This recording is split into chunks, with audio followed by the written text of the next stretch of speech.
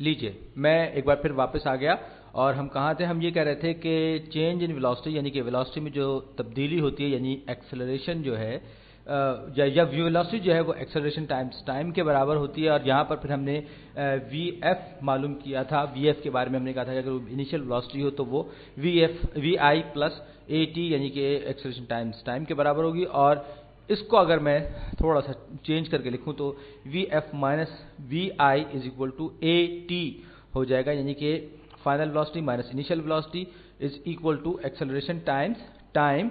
और जाहिर बात है कि ये सब कुछ मैं आपको इसलिए बता रहा हूँ कि किताबों में बड़ा मुख्तलिफ अंदाज में लिखा हुआ होता है और उमूमन आपको रटने पर मजबूर किया जाता है, लेकिन ज़रूरी नहीं है कि किताबें आपको बहुत ज़्यादा सही तरीके से समझाएं या खासतौर पर टेक्स्ट बुक आपको सही तरीके से समझाएं। मैं जो कुछ भी है मेरे जहन में मैं आपके जहनों तक मुंतकिल करने की कोशिश कर रहा हूँ। तो मैं ये कह रहा था कि वेलोसिटी जो है, या यूँ कहिए कि चेंज इन वेलोसिटी जो है वो डेल्टा, ये डेल्टा का मतलब होता है, डेल्टा का साइन जो होता है इसका मतलब होता है चेंज। तो ये एवरेज वेलोसिटी मैंने वर्कआउट की थी यहाँ पर, जो कि मेरे पास निकली थी v i plus a t के बराबर। और फिर मैंने ये कहा था कि ये जो फाइनल वेलोसिटी मेरे पास है ये मैंने जो इसकी बेस पर मैंने निकाला था, इसको मैंने एवरेज करते इसकी वैल्यू इस्तेमाल की थी। और फिर मैंने एवरेज वेलोसिटी ये वर्कआउट की थी, ये सारी वैल्यूज़ रखने के बाद। ये अगर आपको याद ना हो तो आप पिछली वीडियो देख लीजिएगा। तो ये फार्मूला या इस फार्मूले तक मैं पहुंच गया था एवरेज वेलोसिटी मालूम करने के। तो ये अगर आप सही से समझ लेंगे तो सिर्फ आप एग्जाम ही पास नहीं कर रहे होंगे, बल्कि आपको ये चीज़ आने वाले वक्तों में भी बहुत मदद देगी। बहरहाल, तो अब मैं इसको जो मैंने एवरेज वेलोसिटी के लिए वर्कआउट किया था, इसको मैं इस d is equal to v a average velocity times time वाले इसमें रखूंगा। तो d is equal to v i plus a t over 2, ये ब्रैकेट से क्लोज किया और फिर इसको मैंने मल्टीप्लाई किया टाइम से, टाइम।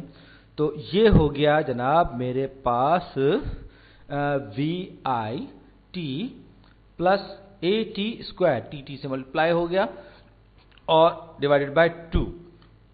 सही, अब इसको जरा मैं अलग कर दूं ताकि मिक्सअप ना हो जाए।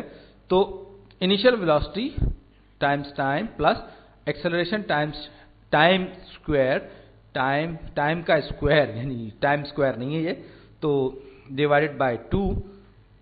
और ये चीजें आपको प्रोजेक्टाइल मोशन में जब हम आगे चलेंगे तो आपको बहुत ज़्यादा काम आएंगी, क्योंकि जब आप इसमें देखते तो इनिशियल वेलोसिटी जो है वो 0 होती है और फिर जो है ये वी आई जो है ये 0 हो जाती है। और जैसे कि हमने पिछली एग्जांपल में भी किया था, जो हमने अभी कुछ वीडियो पहले सॉल्व की थी, कि हमारे पास उसमें एक्सेलरेशन जो था वो 10 मीटर्स पर सेकंड स्क्वायर था और टाइम जो था हमने 2 सेकंड लिया था, ये आपको याद कर लीजिए पिछली वीडियो में।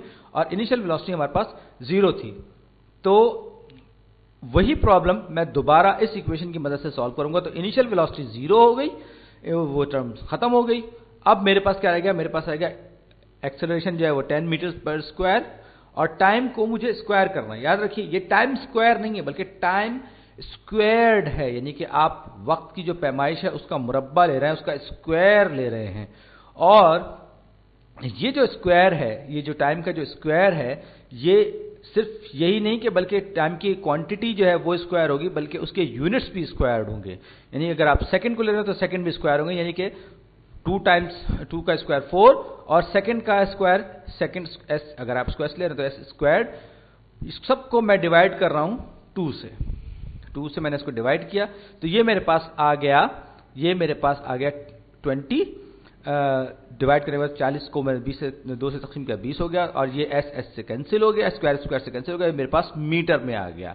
तो ये जो है ये अभी मैं यहीं पर छोड़ रहा हूं और अगली वीडियो में मैं और प्रॉब्लम्स इस पर करूंगा और उम्मीद है कि आप इसको और अपने लिए मुफीद पाएंगे।